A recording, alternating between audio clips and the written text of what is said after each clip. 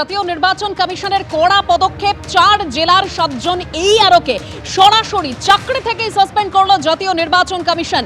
এই 7 জন এইআরওর বিরুদ্ধে এসআইআর এ অনিয়ম, কর্তব্যে গাফিলতি, ক্ষমতার অপব্যবহারের অভিযোগ রয়েছে।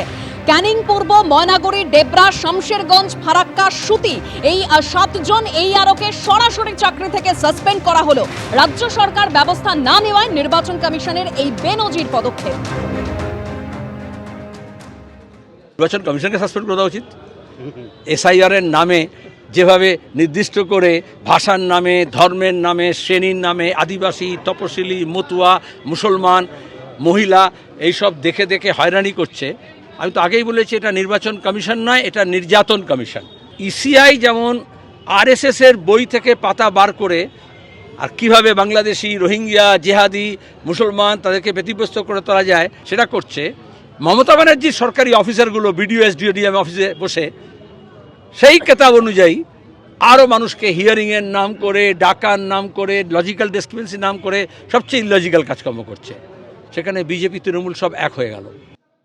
সাধারণ মানুষ যেন হয়রানির শিকার না হয়, মানুষ যেন নিশ্চিন্তে, নিরাপদে, নির্বিঘ্নে ভোট দিতে পারে, এইটা করার দায়িত্ব নির্বাচন কমিশনের। সেখানটা নির্বাচন কমিশনের যেন কোনো গাফিলতি না হয়, কারণ নির্বাচন কমিশনের বিরুদ্ধে দেশ জুড়ে অনেক অভিযোগ আছে। নির্বাচন কমিশনের ভাবমূর্তিকে স্বচ্ছ রাখা এবং নিরপেক্ষতা বজায় রাখা, তার জন্য যা যা করা নির্বাচন কমিশন করবে। একেবারে কড়া পদক্ষেপ জাতীয় নির্বাচন কমিশনের। ক্ষমতার অপব্যবহার, কর্তব্যে গাফিলতি, অনিয়মের অভিযোগে 4 জেলার 7 জন এইআরওকে সরাসরি চাকরি থেকে সাসপেন্ড করলো জাতীয় নির্বাচন কমিশন। আর শুভেন্দু অধিকারী তিনি বলছেন যে এসআইআর প্রক্রিয়াতে এই প্রথম নির্বাচন কমিশন কড়া পদক্ষেপ করলো।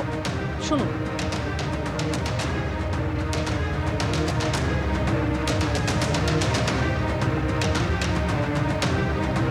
ডেবরার পশ্চিম মেদিনীপুরের ডেবরার এইআরও দেবাশিস বিশ্বাস, তাকেও সাসপেন্ড করা হয়েছে। আপনারা দেখতে পাচ্ছেন মুর্শিদাবাদের শামশেরগঞ্জের এইআরও শেফাউর রহমান, তাকেও সাসপেন্ড করা হয়েছে। অর্থাৎ যে 7 জনকে সাসপেন্ড করা হয়েছে তার মধ্যে যারা রয়েছেন তাদের ছবি রাখছি আপনাদের সামনে। আর ময়নাগুড়ির এইআরও ডালিয়া রায়চৌধুরী, তাকেও সাসপেন্ড করা হয়েছে। প্রথমে তো সাসপেন্ডটা করেছেন এবং এই প্রথম সরাসরি সাসপেন্ড হয়েছে, যেটা ইলেকশন কমিশনের আইনে থাকা সত্ত্বেও ইলেকশন কমিশন এতদিন চিফ সেক্রেটারিকে অ্যাডভাইস করছিলেন। এইটা পুরো এসআইআর প্রক্রিয়াতে প্রথম ইলেকশন কমিশন তার পাওয়ার এক্সারসাইজ করেছেন। এরপরে ইলেকশন কমিশন চাইলে এফআইআর করতে পারেন। এবং যে এইআরওরা 7 জন সাসপেন্ড হলেন, এরা ফেক স্কুল সার্টিফিকেট অ্যাকসেপ্ট করেছেন, এরা প্যান কার্ড অ্যাকসেপ্ট করেছেন, এরা অ্যাকসেপ্ট করেছেন নোটারির কাছে এপিডোপিট। ইলেকশন কমিশনের যে 13টি গাইডলাইন আছে তাকে সম্পূর্ণরূপে ভায়োলেট করেছেন এরা। মূলত তৃণমূলের কথায়, ডিএম বা ডিইওদের চাপে আর নন্দিনী চক্রবর্তীর ইশারাতে, আর নন্দিনী চক্রবর্তীকে দিয়ে পুরো র্যাকেটটা চালাচ্ছেন মুখ্যমন্ত্রী মমতা বন্দ্যোপাধ্যায়। কোনো রাজ্যে, আমি অনেকবারই বলেছি, ইলেকশন কমিশনের কোনো ফাইল মুখ্যমন্ত্রীর টেবিলে যায় না, ওটা সরাসরি এক্সিকিউট করতে হয় অ্যাডমিনিস্ট্রেশনকে, যার নেতৃত্ব দেন চিফ সেক্রেটারি।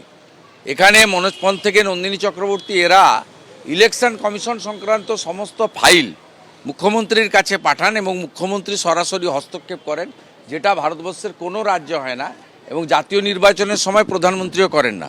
তাই ইলেকশন কমিশন এই প্রথম টাইট দেওয়ার ব্যবস্থা নিয়েছেন। কত এইআরও আছে, তার মধ্যে 7টা কাকে ধরেছেন কি জন্যে? নিজেদের মানে কি বলবো আর কি, নিজেদের যে ওনাদের একটা দায় দিয়ে দিয়েছে বোধহয় ভারতীয় জনতা পার্টি, যে কাউকে আপনাকে সাসপেন্ড করতে হবে। তাই কতগুলো এইআরও আছে, ইআরও কত, সব সাব ডিভিশনে, এতে সব জায়গায় ইআরও আছে, তাদের আন্ডারে এইআরও আছে, তার থেকে ধরেছে 7টাকে। তাহলে বুঝুন, এত খোঁজ পাতি হলো, এত ঘুরঘুর হলো, আসতে যাচ্ছে হলো, তারপর পেলো 7টা। এবিপি আনন্দ এগিয়ে থাকে, এগিয়ে রাখে।